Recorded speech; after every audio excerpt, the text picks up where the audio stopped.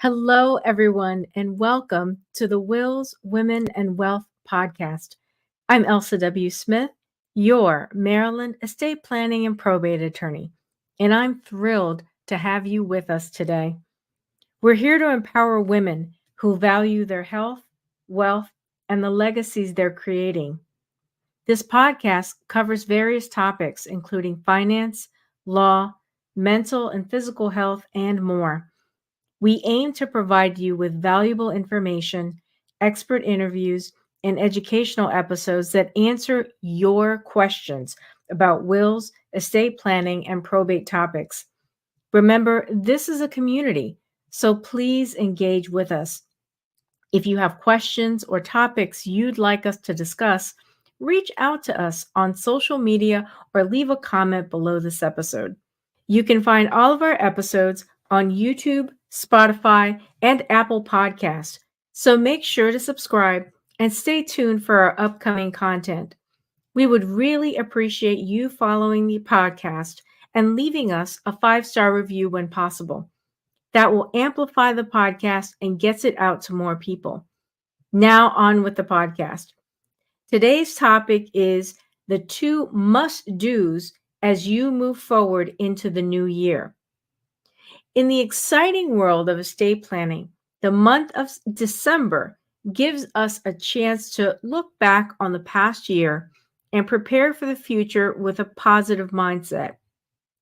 As we navigate the complexities of 2023, it becomes important not only to think about the important moments that have shaped our lives, but also to understand how estate planning is changing and improving.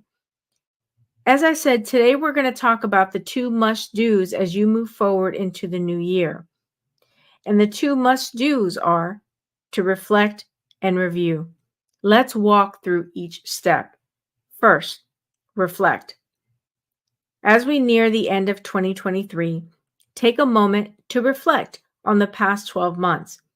Consider the following significant life events: your marriage, divorce, or remarriage, the birth or adoption of a child, grandchild, or great-grandchild, the loss of a spouse or another family member, instances of illness or disability affecting you or your loved ones, a child or grandchild reaching the age of majority, substantial changes in the value of your assets, the sale or purchase of a principal residence or second home, retirement decisions, and a receipt of a substantial gift or inheritance.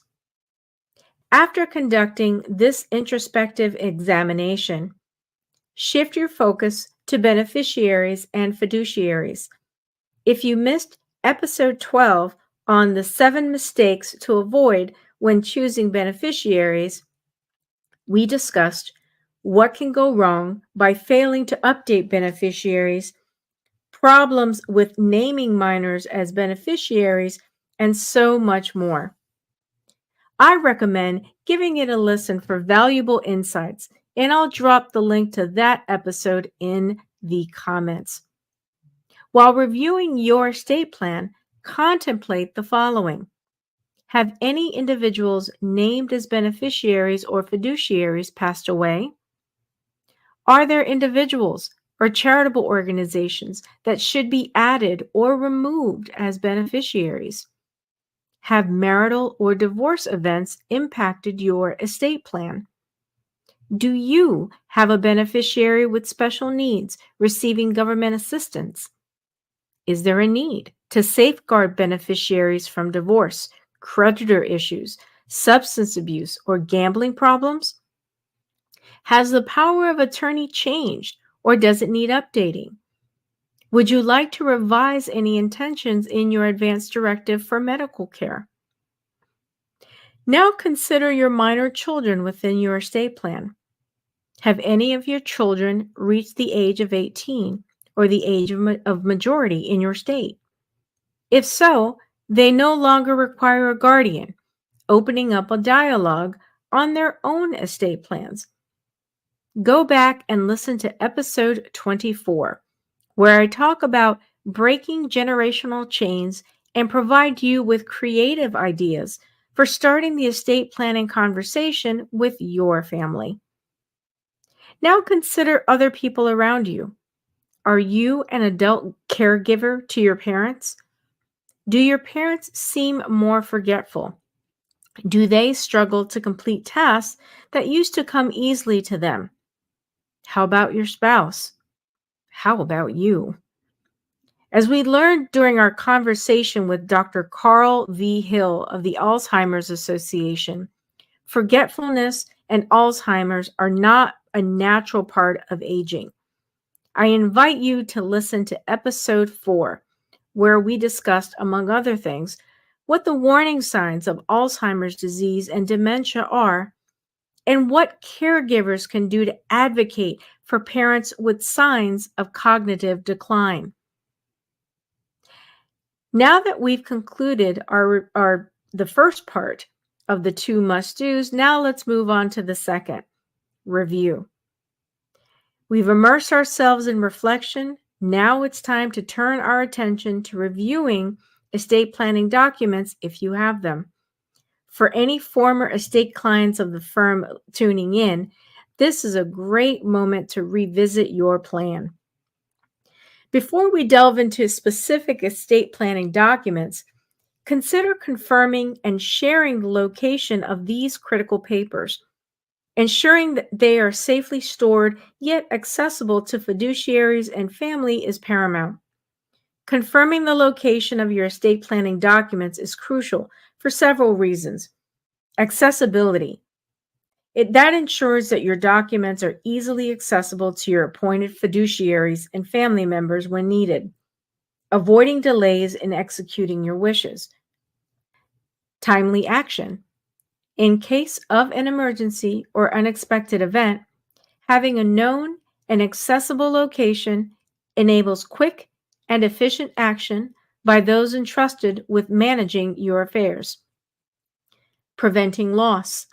Knowing where your documents are stored minimizes the risk of loss or misplacement, safeguarding the integrity of your estate plan. Effective communication. Sharing the location with relevant parties fosters clear communication and prevents confusion during critical moments. In essence, confirming the location of your estate planning documents is a proactive step to ensure that your wishes are seamlessly carried out, providing peace of mind for both you and your loved ones. Now let's talk about a few of those documents. First, the Maryland Advance Directive. It contains a healthcare agent designation and a living will. So review your appointed agents. If you're facing a health procedure, especially one with associated high risks, ensure your wishes regarding end-of-life treatment options are clearly expressed in this document. Let's look at the power of attorney. Revisit the appointed agents. Consider whether you want to limit their powers in any way. If agents have relocated, assess the feasibility of their swift accessibility. In other words, are they going to be close enough to quickly respond in case of an emergency? Now let's look at the revocable living trust. Scrutinize trustee or co-trustee appointments and successors.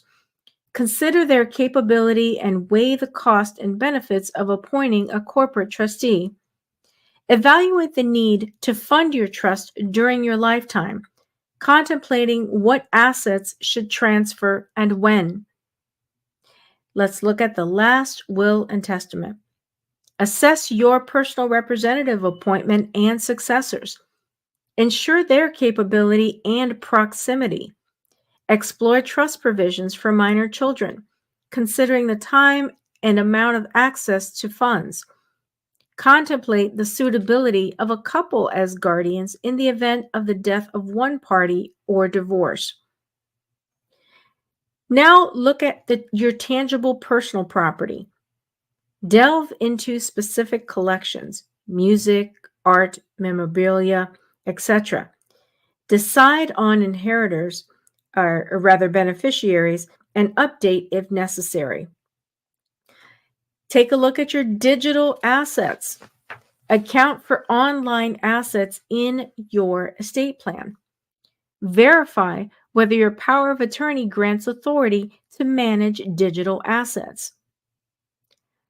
Non-probate assets. Here, these are assets, for example, like life insurance policies, payable on death bank accounts, or other transfer on death accounts. So here you want to confirm beneficiary status with your investment institutions. Ensure alignment with the broader estate plan for consistency. Today, we talked about the 2 must-dos as you move forward into the new year. As we near the end of 2023, let's pause for a moment and appreciate the amazing journey we've been on. It's true that everyone has faced their own set of uncertainties, and it's vital to acknowledge that. But let's also focus on the wonderful chance we have to improve our lives and make them even better. By taking action now, we can help our loved ones navigate difficult times without feeling overwhelmed. And by doing so, we'll leave a legacy we can truly be proud of. Let us help you. If you're in the state of Maryland or the District of Columbia, I invite you to schedule a complimentary 15-minute call with a member of our team. We are here to help, and the link will be below in the show notes. I will see you in my next episode. Thank you for joining me on Wills, Women, and Wealth. Until next time, this is Attorney Elsa W. Smith, your Maryland estate planning and probate attorney. Stay informed, stay empowered, and take control of your legacy.